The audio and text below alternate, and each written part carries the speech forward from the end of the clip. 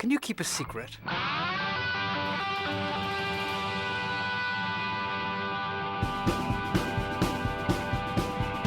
Changing hearts and minds. Changing hearts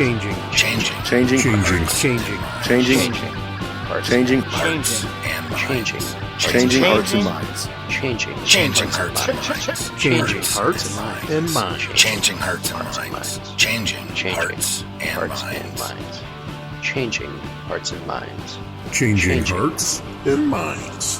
Welcome to Change Your POV podcast. You're listening to Changing Hearts and Minds, a show about reviving the warrior spirit and remembering the past to improve our future. I'm your host, Jeff Adamick. Let's get this party started. Ladies and gentlemen, am I totally screwed or what? You're funny. I want to discuss all this behavior. Let me out of here! I appreciate you letting me buy you lunch.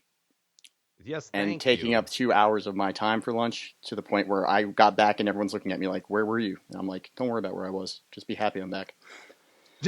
So you're welcome. Yeah. I graced you with my presence. Yeah. You should be so happy that my beard is with me. Oh, God. Good evening, guys. It's evening where I'm at now. I don't know when you'll be listening to the show, but it's evening. This is Jeff, and tonight I got a special guest, and I'm going to let him introduce himself because my guests that come on for these topical shows are really guest co-hosts. So I'm not going to sit and spoon feed you who they are, because the glory of getting to know them is going to be far better. And most of you probably already know Mike. So Mike, welcome to the show. Hey, thanks, man. It's great to be here. Yeah, I'm Mike Penney of Cigars and Sea Stories. You guys can find us on cigarsandseastories.com.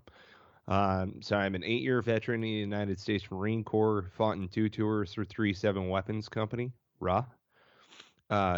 Let's see, I did 2 tours in Ramadi, slept 40 feet away from where I slept on the first tour, which was fantastic. I trained officers how to shoot. I'm a combat marksmanship instructor.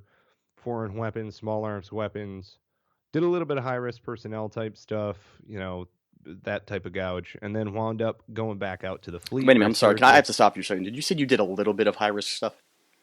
Yeah. You went to Ramadi for 2 deployments. You were in the Marines, and you fought in combat, and you talk about, outside of all that, there's few little high-risk things you did? Right. Just That's fantastic. I'm shocked at how completely oblivious we are to the danger we were in. Right. Well, yeah. Well, then I wound up going with 1st Battalion, 5th Marine, make peace or die. And when I got over there, I'm a school-trained designated marksman. So I went through the Dam Net course over where the Super Secret Squirrel Club is. And for those of you who aren't special operations, designated marksman is the word that we call snipers, so that you guys don't get to call yourselves it also. Yeah, there you go. So, well, we do similar fieldcraft, but we do not write toots. We don't do any of the additional scouting. No, it's more like in support of other operations instead of doing it off on your own stuff, yeah.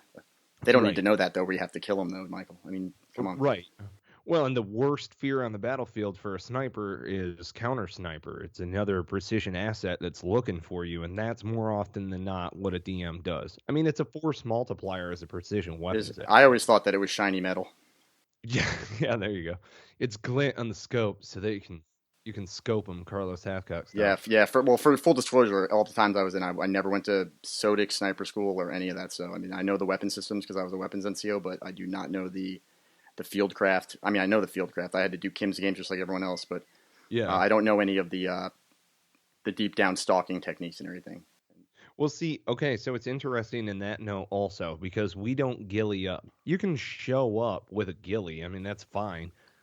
For an urban environment on a building, it kind of defeats its own purpose, doesn't it? Well, it does, but in DM school, you have to do multiple graded stocks. Right. And so typically what we do, and it's kind of funny, you have a kit, right? And it's in your butt pack. Remember the butt pack on your deuce gear? I still wear one right now. Yeah, hell yes, you do. Got my cat eyes on it, got my name across it. I just like to keep it real. So your whole kit goes in there. Like everything that you need to veg up. Everything to camouflage yourself, or everything you need as a designated marksman altogether? No. Everything to camouflage yourself. Okay, no. Okay. You're right. We typically roll around with like some guys are bringing LB packs or whatever, but I showed up with a mountain ruck, right? An Alice mountain ruck with tactical tailor super straps, because those things are boss. And it was great ruck to work out of. Mm-hmm. But when you, let's say for instance you're rolling in, right? You need to have all of your camouflage stuff somewhere on your person to where you can just veg up right now. You know, you're probably going to drop pack and drag your pack because it's a giant hump. But what you do is you flip around that butt pack if you can, or you just pull out all of your stuff. And you've got like rubber bands and ties and all sorts of things that you put on your wrist and then all the way up to your armpits. You put bungee cords around your waist, bring it all the way up to your, again, all the way up to your armpits, all the way down, it goes around your legs. So everything is bungeed to you. And then you could potentially throw on a veil, what have you. But you don't want to look, you know, head shape, what have you. Yeah, you want to break up your outline is more important than all the other stuff, yeah? Right. Are you working as a designated marksman as a team? Is there a spotter or are designated marksmen solo? Oh, so that's a good question. So all of your stocks are solo, but all of your shooting packages are all with a spotter. So you do work as shooter spotter, but anytime you go to the stock lanes, you separate. Yeah. Because our in the SIFT element and support elements for the direct action stuff, our sniper team was a 12-man team like everything else, but I never got to see what they did when they went out and pulled SO for us. So I didn't. I know they were all SOTIC and sniper school trained, and there was 2 of them that were Marine Corps sniper trained, and they said that it was better for the field craft to go to that school than any of the other ones. And that the Army, the regular Army sniper school, they said they wouldn't wipe their butt with it. But that's their opinion, not mine. For those of you who might have been the graduates of it, you guys are still probably better shots than me for everything but pistol. And don't take my hatred of regular schools. I just don't like institutionalizing something that's a skill set that needs to be left open. And I think snipering is one of those. I think it's something that should be trained by the best and trained to outside the box, because it's an outside the box type of job. Oh, yeah. If Carlos Hathcock didn't prove that, then no one would. Well, and speaking of Carlos, he was the one who opened DM school in 1983. And the Marine Corps has never been the same. Right, exactly. Well, and chief instructors is Scout Sniper. They have other Scout Snipers that are there. Their field craft is based on Scout Sniper School. They tell you this. You know, it's just DN school doesn't exist on McTims. It's something that's pushed through the security forces pipeline. Yeah, no, I think it started in the ground branch of the agency, didn't it? That's where the term came from, I think, at least. Oh, yeah, I'm not even sure, to be honest with you. I know that was the first place I ever heard it, so that's where I thought it came from. Well, and typically what you see and what goes on in the training package is like nuclear refuel, defuel, embassy security.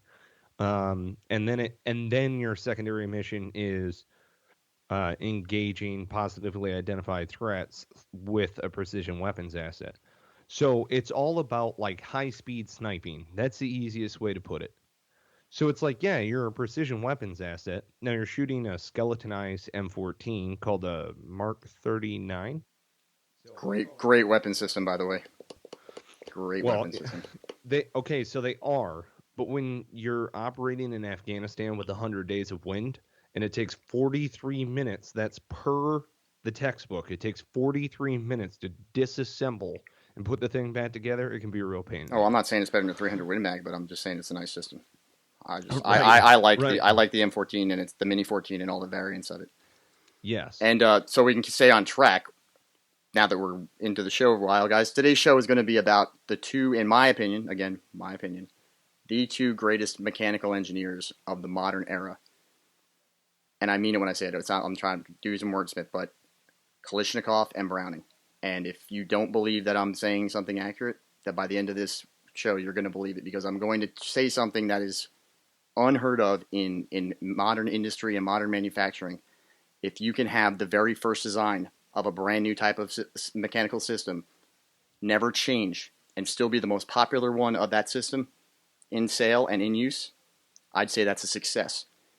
And both of those guys own those 2 things with the AK-47 and the 1911. But I'm getting ahead of myself. Let's go back a little bit. Mike, go ahead and talk to me a little bit about Kalashnikov and where he came from and what got him designing weapons? Because he didn't start out as a weapons designer, did he? No, he didn't. So, and I should preface this just a little bit. When I was in Quantico as a marksmanship instructor, I went through foreign weapons instructor course, and that is part of, so small arms weapons and foreign weapons instructors course have combined into one package, at least when I was going through. No, So it's for both. It's for you guys and for this SF guys, because my school was the same for weapons instructor.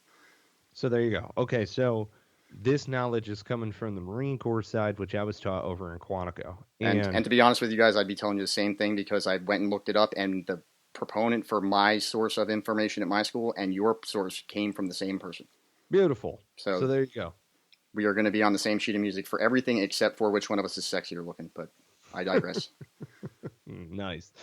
Yeah, so Mikhail Kalashnikov was a tank commander, and he noticed these crazy looking rifles that were firing automatic, and it was the Sturmgewehr 44. So this is in World War II, yeah? This is in World War II. This is fighting the Nazis, the Germans, and German ingenuity came up with the godfather, I guess you would say, the grandfather, I guess you would say, of all modern assault rifles in the STG TAC 44, or the Sturmgewehr 44. And that's not even mentioning their weapon system that's still the fastest shooting weapon system of all crew-served weapons. Right, the MG42. Right? Yeah, that's exactly. I mean, why would I be thinking of anything else? Exactly. I've actually seen one of those things. Saw it in Ramadi. Oh, you've seen one outside of the schoolhouse. Whole 9 yards. Right. Yeah. And I was like, oh my God, how the hell did you get that? And these evil We had them at school. There was one of the ones we had to train on disassembling and assembling. Yeah, this is an Iraqi police officer who welded it to a tripod in the bed of his pickup truck. Oh, there's nothing greater than watching somebody do something stupid. Right. So I'm like, shoot that. Just fantastic. So anyway, Mikhail, getting back to our boy over here, he gets blown up and winds up in a field hospital. While he's on convalescence, he takes these assault rifles, basically breaks them down, and figures out through engineering a milled receiver. Now, the original intention was to create a stamped receiver. They were being mass produced, and the Nazis had the ability to stamp like box magazines. They stamped a lot of the components, but the STG-44 is partially milled and partially stamped. So Mikhail Kalashnikov pulls out of his brain this milled receiver, and that is the abstract. And that is what would eventually turn into the AK-47, which is the fielded initial rifle that he came up with. Right, and in my opinion on this, and this is my opinion, but I look at the AK-47 and think that he got the idea from the Germans for the design look and the tactical usage of it, and then he took the SKS and he took the way the SKS operates, and he kind of morphed. He made them have a baby. Yes. And so it's kind of taken the Soviet engineering of their weapon systems, but stealing the design of the system that he had seen. And from memory, I know he did this. Was that correct? He did it all from memory when it struck him that much, I guess, because I'm doubt he had one laying next to him in the hospital bed. But well, yeah, but I mean, like, okay, you know that I'm a businessman, right? As far as like you're a businessman. Huh. So I know, right? I try to be. So I'm an in-flight missile repairman and a dolphin waxer. I am lead chair triangle in the Marine Band and a National Guard member of the space shuttle crew. I'm a door gunner. You know what, though? The impressive thing is there's only really one spot for a triangle player in the band, so all the other people that you beat out for that spot is really just fantastic. Your timing on hitting metal on metal must have been impeccable. Right. I am Simple Jack in Marine Corps band terms. So we have Simple Jack. It'll get you laid. You want him back for $4 million. We are Flaming Dragon. That's the greatest role that Tom Cruise ever played. Tom Cruise, yeah. Everyone in that movie, that was the greatest role any of them ever played. That is got to be the funniest movie that ever was such a failure in the theaters and was loved by us in the country. That and Anchorman, I think the war kept those two movies popular. Oh yeah, absolutely. Well, and Justin Theroux wrote Tropic Thunder, which, I mean, is a huge success, but he's also married to Jennifer Aniston. So that's like... Yeah, but that's after. He had to write the other movie first. Jennifer Aniston was sleeping with Brad Pitt then. And Brad Pitt's like, I want a woman who's going to get breast cancer. So he left. She's like, I'll just sleep my way around Hollywood till I find someone who's got some talent. And she found him. And then Tropic Thunder came up. Okay. So Jennifer Aniston's hot ass is pretty much responsible for Tropic Thunder, people. Oh my God. Hell yes. That's 6 degrees of separation right there. That's not 6 degrees of separation, man. That's another freaking universe. That's string theory applied to a conversation. You and me were somewhere else. There was no weapons where we were at. All there was Jennifer Aniston and Iron Man pretending to be a black sergeant from Vietnam. It's a good interlude, though. It was. Just a dude who's playing a dude who's played by another dude. What do you mean, you people? What do you mean, you people? Good thing I got this booty sweat with me. Keep me up. God. And the lines, guys, you can go back and look them up. These lines are perfect. They're exactly as they are because we've seen the movie at least 300 times. Absolutely. Yeah, so anyhow, Mikhail's laying there. He's freaking doing his thing. He's putting together, the AK. But what I think is brilliant about this whole, weapon system and setup is that he incorporated all of the cleaning components and everything else that you would need in order to keep the gun functioning, right? And he did that he did that throughout his entire line of weapon systems. That's like cleaning rods and the bipods of the PKM and RPD. Right. And they're designed into the system so that a person who does a layperson, unless you've been trained on it, you'd have no idea. You'd think that this rod that's underneath the barrel is there as part of the gas system, but it's not. It's completely removable, and it's brilliant, and it economizes a infantryman's ability to move without having to carry extra stuff on them. Right. Now, that being said, I mean, they're great guns and everything else like that, like the AK and a lot of the different things.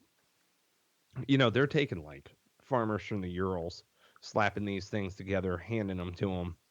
Here you go. I mean, go out and just function kind of a deal. Mm-hmm.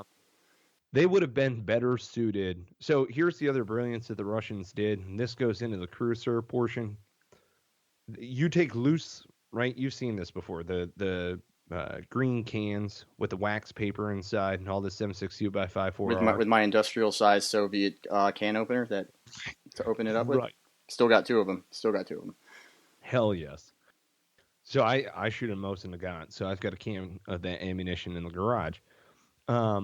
So what you do with that, if you haven't seen the crank before, is you basically pour all the rounds in there, and supposedly you can just throw them all in there and they're going to be fine. But you crank this, giant thing that basically looks like a, industrial can opener, and it pushes them into the non-disintegrating link. So how the Russians did it is you get a link you have to reusable link pretty much, as opposed to the Army's disintegrating disposable link. And they came in various increments. You had 50, 100, 200. You could link those together to make longer ones. But then they ran through this machine where you put the loose rounds in the top, and then you crank it, and it shoves all of the rounds into the belt. And you kind of almost had to, because they didn't go in and snap in easily as they do with NATO-based disintegrating link. I mean, this was hard to get these things to stay in there without the meat crank, as I called it. Yeah. Or you could do it by what we did is you hand fed them in and you push them in as hard as you could get them. And then somebody down the line was basically rotating at 90 degrees and shoving their weight down on top of the ammo can, pushing in 5 at a time. So we weren't supposed to do that, but they definitely did show us how to do that on the worst weapon system that was in the armory. But they wouldn't let us do that. Right. And then that was something that I definitely did overseas. I did that with an Afghan's PKM. Hell yeah. And the AK-47 itself is, since it became so widely used by the Russians and by all their satellite states as they pushed it. I mean, the Chinese make it The Czechoslovakians make it, not make it because the Russians sell them to. They make it because this is a cheap weapon to make that is, and when I say it is reliable, I mean this is the only weapon system that can be picked up out of a muddy puddle and will probably still fire. And it may not fire effectively. You're going to still have to clean it eventually, but it'll save your life. And the funny thing about these two gentlemen, we haven't talked about it yet, is that they went through these peaks and valleys of their love of weapons. In his later life, Kalashnikov said, "I didn't design the weapon as an offensive weapon. It was meant to be defensive," which is ridiculous. It's a tactical weapon, and I think that was just him trying to convince himself that he wasn't responsible for the most widely distributed revolutionary weapon of the 20th century, and the most in circulation weapon system in the entire world by more than double the next closest one, the standardized AK-47. Yeah, over 30 million in production. And you're exactly right. Well, there are a lot of other weapons manufacturers that have opened their plans so that their allied nations would start building them. Right, and they didn't build their own versions of them. They built a pretty much carbon copy of the stamped version of it. And there's so few milled ones left out there that there's a misconception that the milled ones were the original design and that the Soviets stopped making them to save money. But technically, I found out recently from Mike's last show that he did on Cigars and Sea Stories, where he talked about this, that he designed it stamped metal. The Soviets didn't trust the Germans' design of stamped metal usage, so they went to using milled metal in Soviet factories and let Czechoslovakian factories try stamped metal. And when Czechoslovakian factories put out decent weapons that were working, then they went over to stamped metal, back to stamped metal instead of the milled metal. So the milled metal is the most infrequent one you'll find, and so it's kind of a joy when you do run across them. And I used to collect them all up, and hang them on the wall in the Firebase. And then I never brought any back though, because that's illegal. Right. But when we'd find them, we considered them like finding a piece of gold in a river or something like that. It was just something that was odd because and we were geeks about it as weapons guys, and all the Marines that were there, and sometimes Army guys who were into weapons. We would go around, and Afghanistan, for everything else Afghanistan was, what it was great for was the greatest scavenger hunt of weapon systems ever. Yes. Ever. I mean, when I say they had everything, they had everything. And I don't want you people to think me and Mike think that the Soviets are the best weapons designers in the world. No. They did have failures. They have their version of the Mark 19, which is not allowed to be fired by people who aren't Soviets because it has more of a tendency to blow up in your hand. The AGS, you might know, you got your book right there. It's the AGS-17, AGS, their automatic grenade launcher. Let me look. Yes. I'm going to the sheets, people. See, guys, this is a good point for people out there. We are experts and subject matter experts of this subject, and we still have our reference material in front of us because there is nothing wrong with admitting you don't remember, as long as you're willing to admit it and know where to find the information. Yeah, I want to say it's like the AGS 17. I keep saying 17 because I'm thinking of the Mark 19 and 17, but it's not. It's AGS something, but it looks like a Mark 19. It operates very similar to the Mark 19, except it feeds in the other direction. But I remember talking about it, but I don't think it's in this hard copy book. Yeah, you might not have because it wasn't allowed to be fired by us. We had one that we learned on at school in Fort Bragg. One. And that one was demilled to prevent anyone from trying to go fire it because it's so dangerous that even though the military can suck the danger out of everything with their overabundant safety precautions, Barrett 9mm. Right. And you gun geeks will get it. The rest of you, I'm not going to tell you. Look it up. There's no need for 16 different safeties on a handgun. But it was not even allowed to be thought of. You couldn't even bring it up to take to the range. It could only be opened and used at the arms room, and it had to be watched so that no one took it out. It's that dangerous. That's crazy. I think they say it was designed after the Mark 19 to try to use in Afghanistan, and they put it into production very quickly. And it just failed, and it killed a lot of guys, and not the enemy. It killed a lot of its own operators. So, I mean, they do have failures. They are not the greatest in the world, and we do know they have a history of being cheap in the Soviet Union. Ask all the friggin' original astronauts. You'll never find them because they're still floating in space. Right. But Kalashnikov had complete control over the infantry weapons. And obviously you can see here he designed a weapon system that he won all kinds of awards in Russia. The highest award, not for being in the military, but for being the head of their weapons design. Mm-hmm. Well, and it's funny too because I'm a geek for all of the variants. I'm a geek for all of the attachments. You like the Krinkov, the little shorty? Oh yeah, of course. Well, and I like also the spin-offs. Like I'm a bigger fan of the Galil as far as just for speed, and stuff like that because of where the charging handle is. But I'm a big fan of like how they do the rocket attachments. I'm a big fan of how they do the you pull out the fighting knife and the scabbard together combined to be like crimpers and bolt cutters and stuff like that, or wire cutters, stuff like that.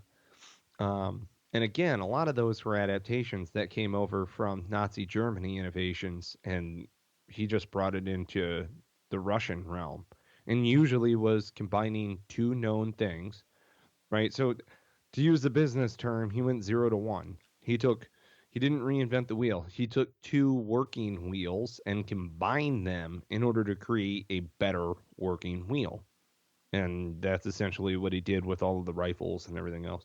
Like the Sturmgewehr 44, and this is what the AK-47 can't do. Sturmgewehr 44 can shoot around corners. It's got a 90-degree like periscopic attachment. That's insane when you think about it. Yeah. I mean, then nowadays that's something that's new on weapon systems as the future, and this was something that did, and it worked, I assume. Well, it did because it was a smaller, blunter projectile than what they were shooting out of 7.62 by 3.9. So they were shooting more of a pistol caliber. Supposedly grease guns had an attachment to where you could shoot around corners and stuff like that. I mean, it's definitely not the only guns that could do it, but they were the first ones that could do it. And they were finding that, I want to say that they were finding it in D-Day, but don't quote me on that one, where they were shooting out of, not their pill boxes, but the big, the big concrete pill boxes. I can't remember. They're so-called pill boxes. They're just, they're bunker-sized pill boxes. Yeah. But what I love is you've got like the AKSU, right? So the AKS, anything that's S is stock, so that's collapsible stock. So any AKS, where it's got the wire frame or the collapsible down the side, they've got some that go up underneath, and the way that they sit out in front of the charging handle. The other thing that I think is brilliant about the AK-47 that a lot of people don't necessarily realize unless they hold an actual AK and automatic is the automatic fire setting is in the middle. Yes. And it's in the middle because you need to be composed when you put that on. If you flick the safety down, the dust cover, you only get one shot. It doesn't go straight over. Right. And a lot of people don't realize that. I think that's brilliant. I do, because when you talk about someone in a stressful situation who's got to make the decision to fire one or done, They push down on it hard, and they may not think to stop, so they go past their auto. And it made their guys be forced to make the decision to go to auto by stopping and doing it. Allowing to, for someone like the Soviets, it allowed for a built-in safety of them not wasting ammo.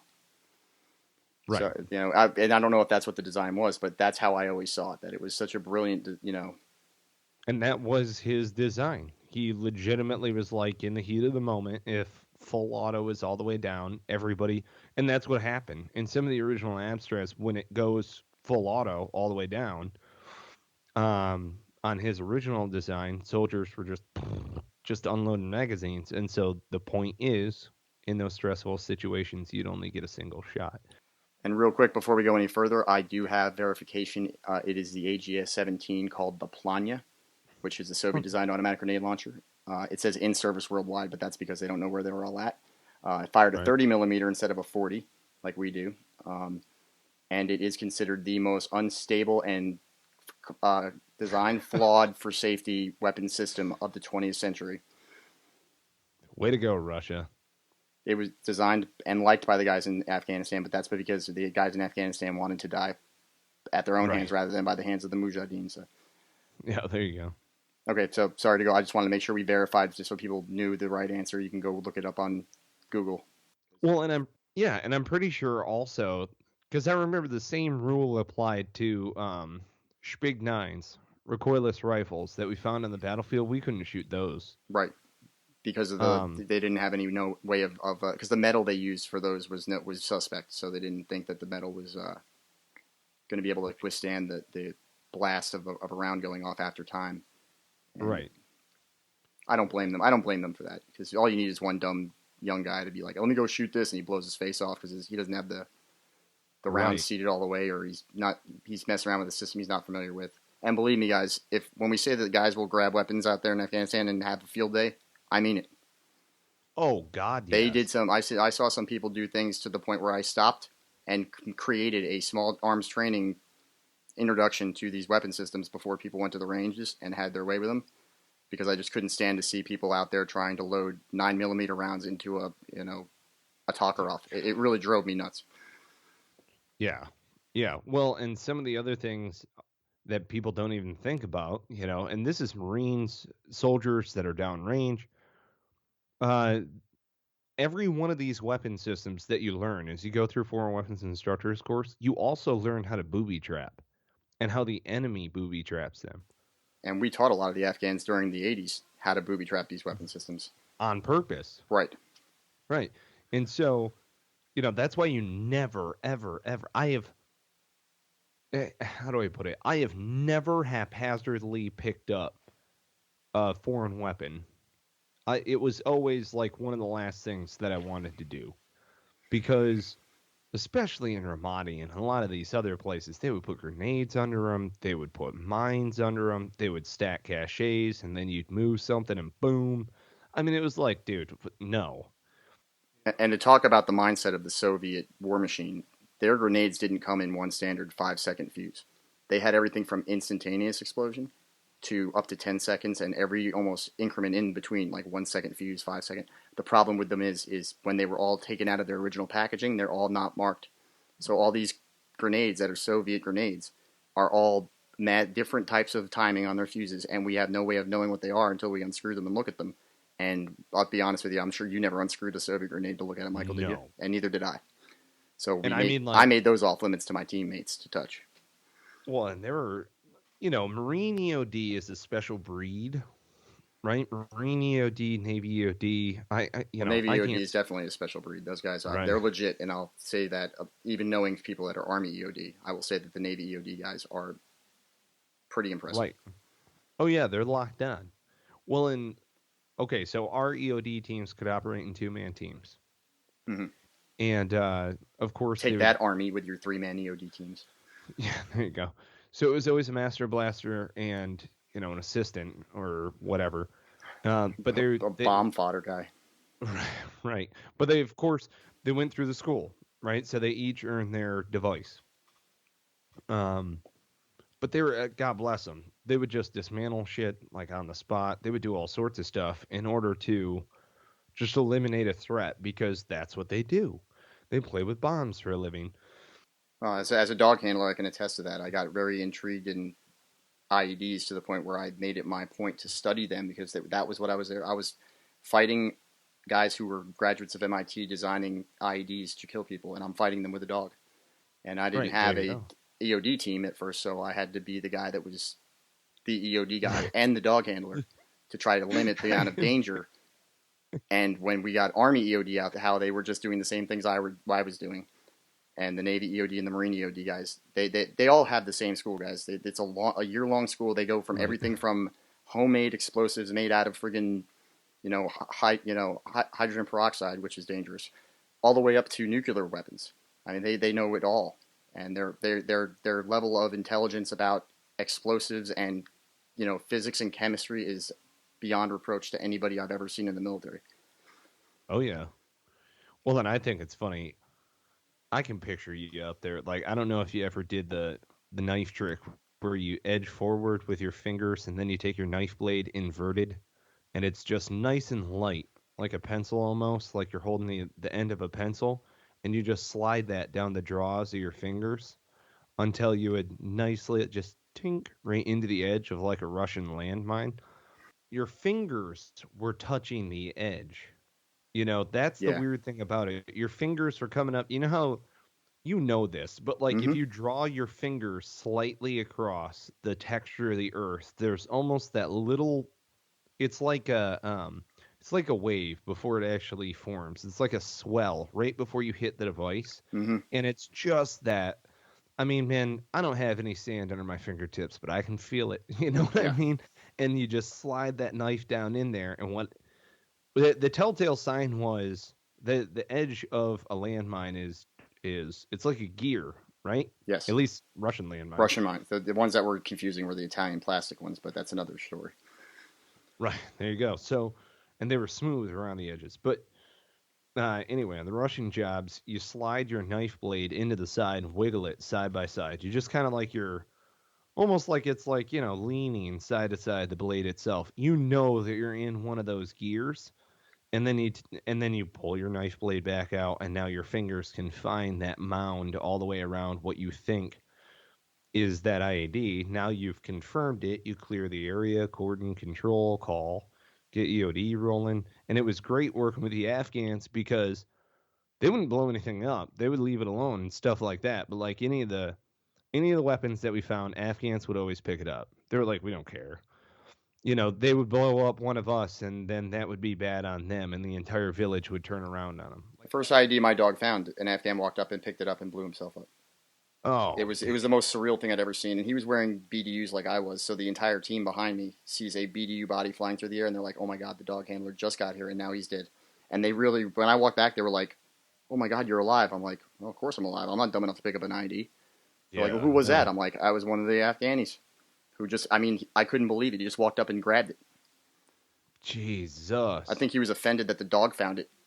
I'll be honest with you, I think it was like one of those, a dog found a bomb. Yeah, and you just proved it.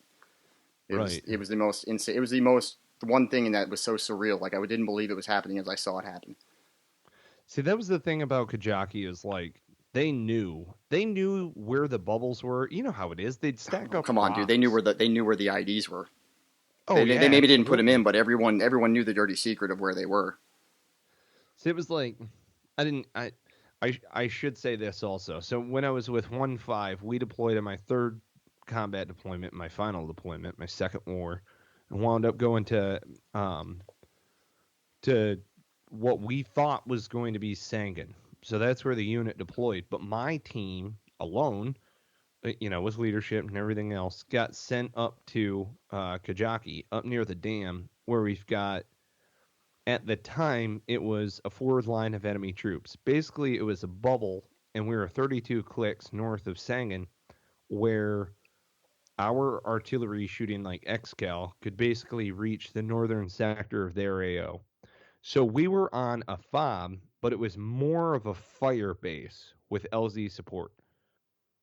And so Kajaki itself was abandoned, and then you had outlying villages. The cops that were there were from the area or the area that was still under enemy control. So this is northern Helmand province, up in where Helmand Lake is the origin, which is crazy. Just south of Firebase Cobra, so same area that we were in, just like a couple clicks difference. Right. So, I wasn't going to bring that up. I mean, you can go to my Facebook page and see me standing in Firebase Cobra. It's not a mystery, but right. Well, and all your guys, you'd want to go play around in Gunner Marie's and out in the bazaar and stuff like that. At least what I say by that is, if we had ODA or any of the other, task force or anybody else like that who's coming through, they would land in that fire base.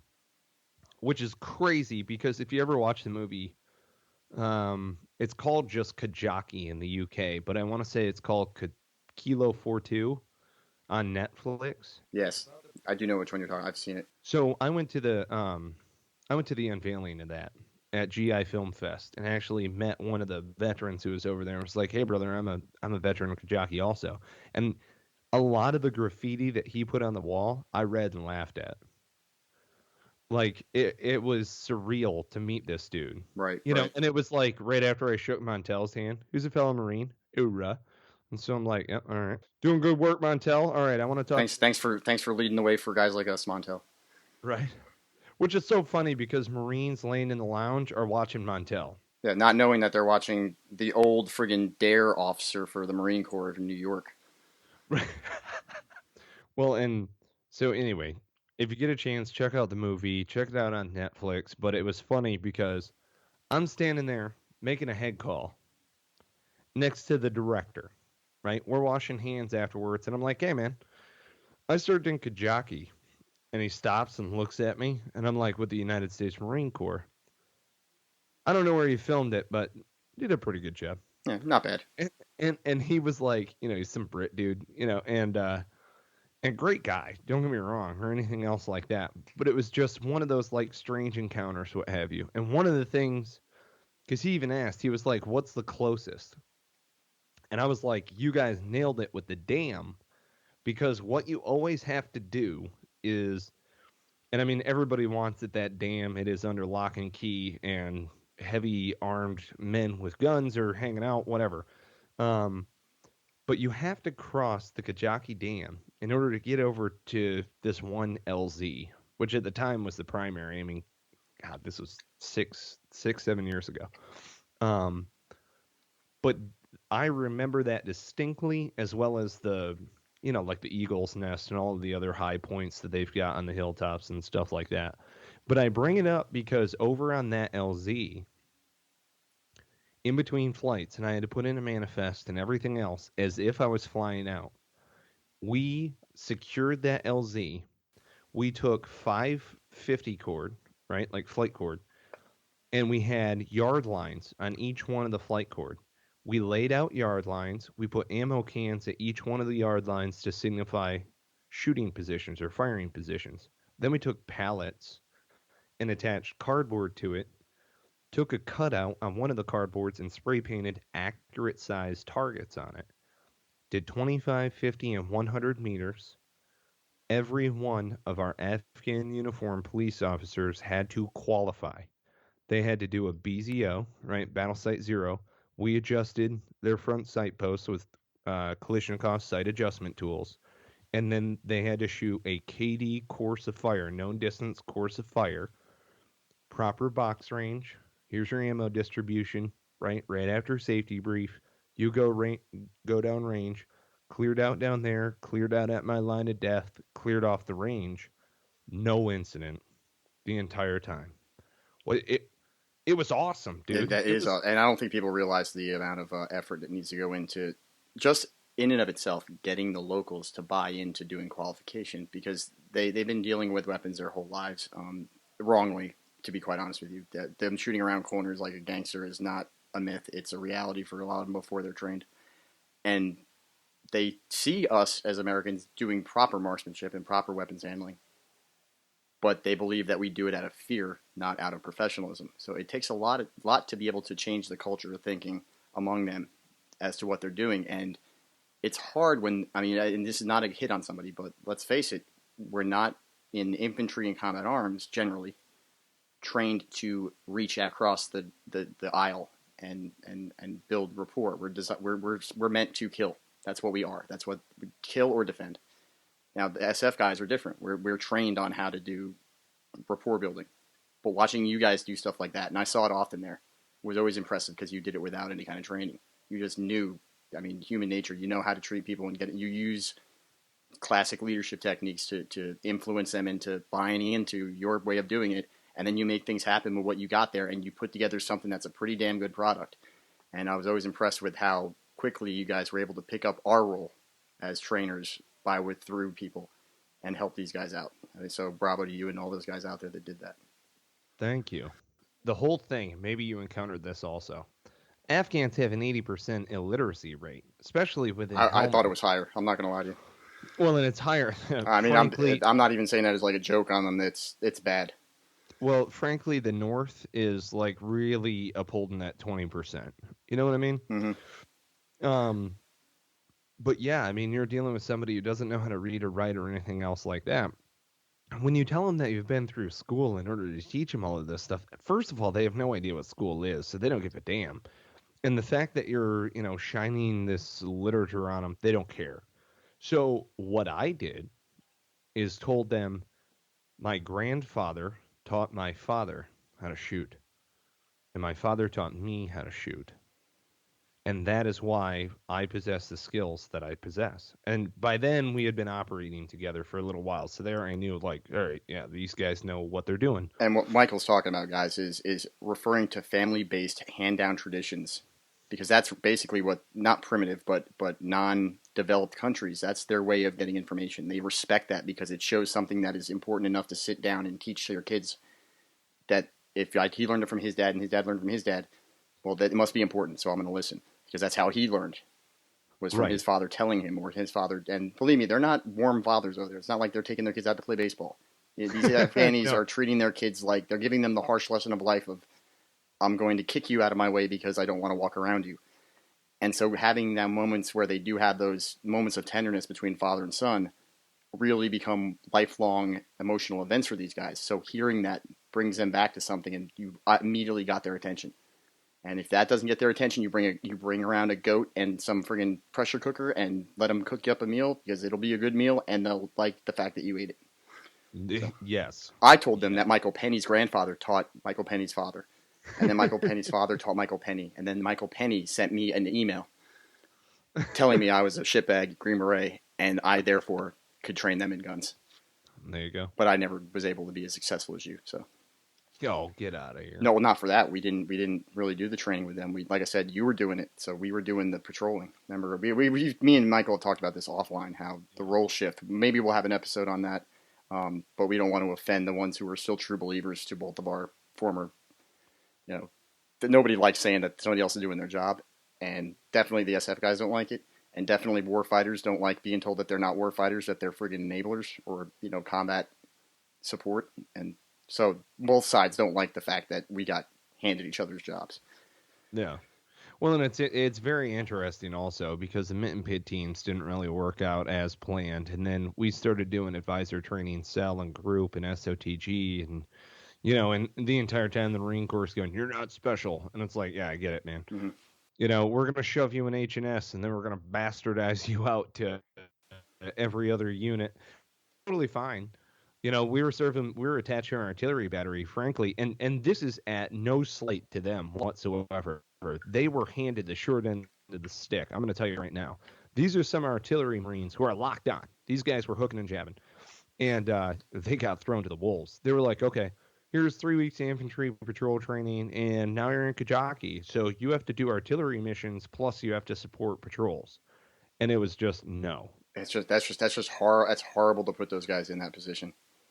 Right. It really is. Frankly, I mean, necessity, I got it, but we're not fighting the Nazis in Leningrad or Stalingrad. Where they could have done a better job. Right. And so the whole idea was that we as advisors are working with the Afghans in order to maintain the bubble. Them as artillery Marines are working. It's not a presence because we never do that. They're doing hunting missions. Don't get me wrong. And advising is a misnomer term in this case, where he's not standing back and saying they should do stuff. He's getting in front of them and running and they're following him into battle. And he uses that. So advising is what they call it, but really you're leading and motivating these guys to fight. Do you disagree? I think that's really what goes on at first. Yeah, I would agree with you entirely. But one of the things that we always impressed upon them is the trainer aspect. So we always immediately worked with the leadership. And I mean, my counterpart is rocking a man dress, a vest, a weird little hat, stuff like that, right? So like, this is not professional military next to professional military. And then you have the chief of police, who of course is rocking a proper uniform, and his sergeant major, Abdul Hadi, who is just locked on. That guy was awesome. But their training NCO was some dude who was just a local, essentially. But what you do is you work with them, and you work with their leadership first, and you teach them all of the classes. At least that's what we did. And then we turned around and worked with their leadership as demonstrators while we gave the classes. And so I worked with my instructors, I guess I would call them. They were my advisors, right? So we all worked together. We had an instructor roundtable. You're cadre for the training. We were cadre, right? And I say it like that because some of us are grunts, some of us are MPs. They're all field MPs. None of them are the PMO side. And we had docs that were with us, naval corpsmen. We had staff NCO leadership. And I mean, again, no slight to them. their primary role was on the base. So we were the ones who were going outside the wire working with a lot of these folks. When we went and did classes, they of course went with us, so that leadership were engaging. But then when we went out on patrol, they did everything. Like, we would ask them, we would sit down and we would work through the op order with them. We would say, well, what is your situation? We would go through in baseline terms and stuff like that. And then we would say, look, now we've created an order and a plan. Well, to go hand in hand with what I was talking about on pass down leadership, they would, okay, so some of these guys would fall asleep. Don't get me wrong. I mean, they were not all attentive, sitting there. But some of the guys would also shake them awake or slap them awake the way that they do. And they would say, like, this guy's grandfather handed down this knowledge. We need to know it. So we work together on planning missions and operating and doing other things. This is their mission. We're just here to facilitate that mission, right? So what do you want to do? What are some of these things that we can do? So shortly after this training package that we all did, and it was a big, huge stressor, and thank God no one got killed, and everybody's qualified. They said, we have actionable intel. So we get called over to this known terrain feature that we always rallied near. We had to cut out an LZ using, you're out there with like metal detector sweeping, stuff like that. These guys on their mopeds, like 8-tool moped, were rocking their blue uniforms and their AKs, right? The Afghan version of the Hells Angels, which put the Hells Angels, they make them hide when they look at, because they're on mopeds, really, guys. It's really funny to see, but they're badass. And they're rocking sandals. Half of them don't have boots. So they're just kind of like, and they've been relegated to wearing dresses as the uniform of male masculinity. I mean, they've got all kinds of things going against them, yet they still operate like men. Right, and these guys, we were lucky. These guys had blue uniforms that they wore, and then when they were off patrol, they were authorized to go, live at home. They were kind of like, you know how it is. So they would go home, they'd change into civvies, whatever. So these guys are banging gears past us, and it's like 2 a.m. at this point, and we can see them just kind of bobbing through the desert. And so they take off over there, and the sun starts to creep up and stuff. And I'll never forget this, because it's that, the hair on the back of your neck stands up. You know that there's about to be a firefight. And every time you get that too, and you start to count on it and believe. Right. I never had any feelings of spirituality until I started realizing that I had that feeling right before things went bad. So I couldn't agree with you more, man. It's weird. It's something we can't explain, and I would never try to, because it's just, you just know. Right. And the closest thing that I've ever encountered to it is when you're hunting and you don't see the game, you don't even hear it, but you're like, there's something watching me, kind of a thing. Yeah. And then the blood starts pumping, you get a little buck fever, and you're about to drop an 8-point, right? Combat focus starts coming into play. Everything seems to slow down, and awesome. It's the best feeling in the world, in my opinion. And if you're a veteran, especially a combat veteran, and you're like, why do I still feel this like this caged tiger? You need to go out and hunt. And I don't care if you haven't learned how to do this yet. Just get in touch with me. I will teach you everything from how to find signs, to gut, to skin, to butcher, debone, take all the silver skin off. I'll show you how to sharpen the knives. I just want somebody to go out hunting with. You know what I mean? And my buddy Michael Penney's plea for help. Please, someone go hunting with me. Right, there you go. Somebody who's locked on, dear God. How to use a gun. That would be preferred. I'll give you a case in point, just side story. Trey Caraway, my good buddy of Blue 4 Tactical, I've had him on the show. He's an Army vet. He's a combat vet. He's an awesome dude. He had no idea what he was doing hunting, right? Brought him in, working with him, all sorts of stuff. He shoots a doe in front of me. It was awesome. We were side by side. That is a great story unto itself. One day we go out, we're baking in the sun all day, we're hunting, blah, blah, blah. My buddy Andrew's got to go home on a flight. It's like evening. Are we talking about Andrew McDowell? Yes, Andrew McDowell. Remember? Yes. Yeah, I know him. Andrew is awesome. He comes out hunting with me every year. He'll be so happy that he was mentioned in this show. We'll make his weekend. When I tell him that he's been on the show, he's going to be like, that's awesome. So, we digress, guys. He's our buddy, so you'll get to know him. He's going to be on the show. So. Well, and he'll be a little butthurt when he hears this one, though, because we all piled out of the truck, right? And we've been hunting over on my buddy's farm, 850 acres. This is Rob Elliott. I've had him on the show. He's a great dude who runs Cypress Hall Farms. Shot a turkey with him a couple weeks back. It was a great hunt. And And so anyway, we've been baking all day. Well, Andrew and I go in to wash up because I got to drive him to the airport. Trey climbs under the deck with this little grunt call that he picked up out of Walmart, right?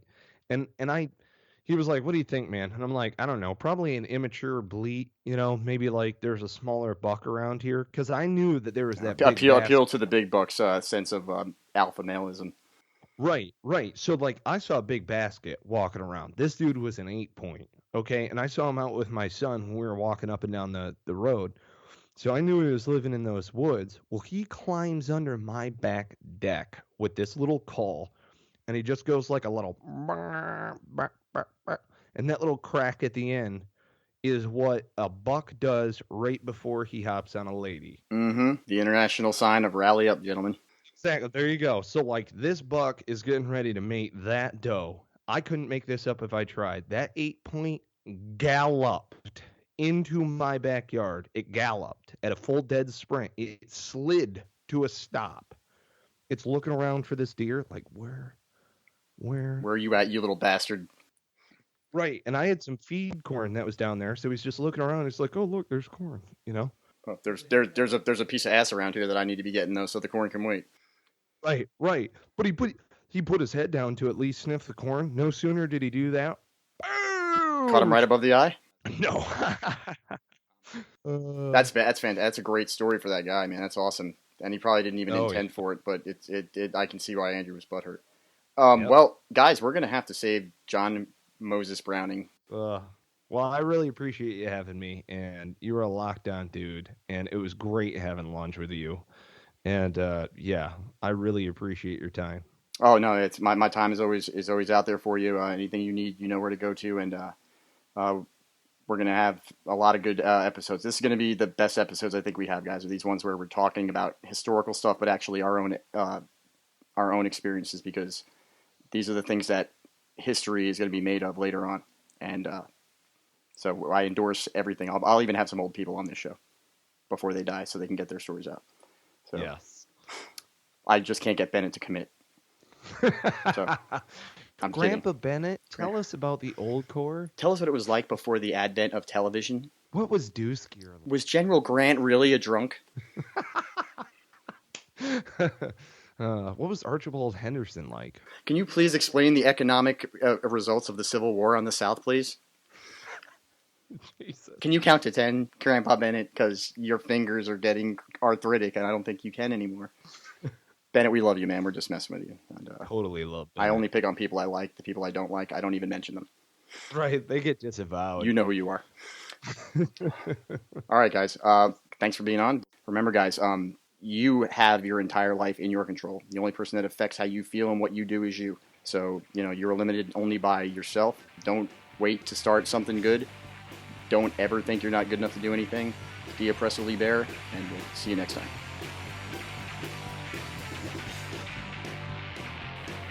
Change your POV and all that shows can help and heal and even educate. We want you to help us help others. Visit our Patreon page at www.patreon.com/changeyourpov. Become a patron of our network and our mission.